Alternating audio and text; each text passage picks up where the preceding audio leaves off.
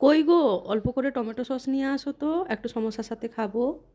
Tomato sauce এমন একটা খাবার, ছোট বড় সবার প্রিয়।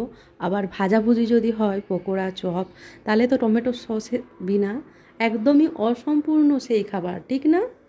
বাজার থেকে কম বেশি সবাই আমরা টমেটো সস কিনে নিয়ে আসি। হোমমেড টমেটো সস আজকে বানাবো খুবই সহজ পদ্ধতিতে। আর এখন তো টমেটো অনেক বেশি সস্তা, তাই না বন্ধুরা? চলুন, আমি এখানে 2 কেজির মতন টমেটো, রসুন, লঙ্কা, অল্প করে লবঙ্গ দিয়েছি, 2 রকমের লঙ্কা দিয়েছি, কাঁচা লঙ্কা, শুকনো লঙ্কা, অল্প করে নুন দিয়ে দিলাম আর জল দিয়ে ভালো করে সিদ্ধ করে নিচ্ছি। আপনারা যদি চান কুকারেও করে নিতে পারেন। আচ্ছা, বলে রাখি, টমেটো সসের মধ্যে বিনা পেঁয়াজ রসুন দিয়েও হয়। আমি একটা পেঁয়াজও দিয়েছি। আর এখন সিদ্ধ হয়ে গেছে, গ্যাসটা বন্ধ করে দিলাম। অপেক্ষা ঠান্ডা হয়ে যাওয়ার পরে ছিলকাগুলো আলাদা করার পরে আমি বেটে নেব।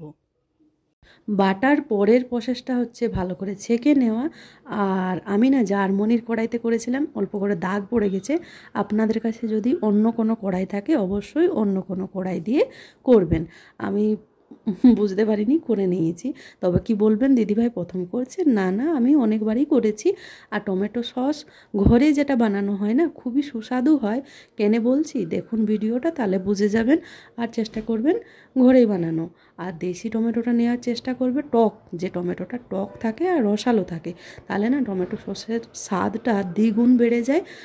আমি যে কথাগুলো বলছি সেইগুলো যদি একটু ফলো করো, তাহলে টমেটো সস খেতে দারুণ লাগবে। আর বাজার থেকে আনা তোমরা ভুলেই যাবে। আমি ছেঁকে নেওয়ার পরে পরিমাণ মতো চিনি আর গুড় দেবো। আপনারা চাইলে পুরো চিনিতেই করতে পারেন। আমি গুড়টা কেন দিচ্ছি বলে দিই, যে আমরা মার্কেট থেকে আনি না, কালারটা খুবই সুন্দর হয়, তো ওরা চিনি গুড় দিয়েই বানায়। তাহলে আপনারা যদি চান শুধু গুড় দিয়েও বানানো যায়। আর লাস্টে যেটা দিতে হবে ভিনিগার, ওটা না হলে মানে টমেটো সস অসম্পূর্ণ। মানে কেন বলছি, যে ভিনিগারটা যদি দেওয়া হয়, তাহলে অনেক দিন রাখা যায়, লং টাইম রাখতে পারবেন। ঠিক আছে, এই কটা টিপ যদি ভালো করে মাথায় রাখেন, তাহলে খুবই ভালো হয়। আর একটা প্লেটে নিয়ে দেখবেন যে টমেটো সসটা গড়াচ্ছে কিনা, মানে নিচ দিকে আসছে কিনা। যদি থিকনেস ভাবে থেকে যায়, তাহলেই বুঝবেন যে টমেটো সস হয়ে গেছে। আমি আসলে এই টিপটা মিস করে গেছি, সরি। আর সবাই একবার টমেটো সস বানাবেন আর অল্প করে পাতলায় রাখবেন।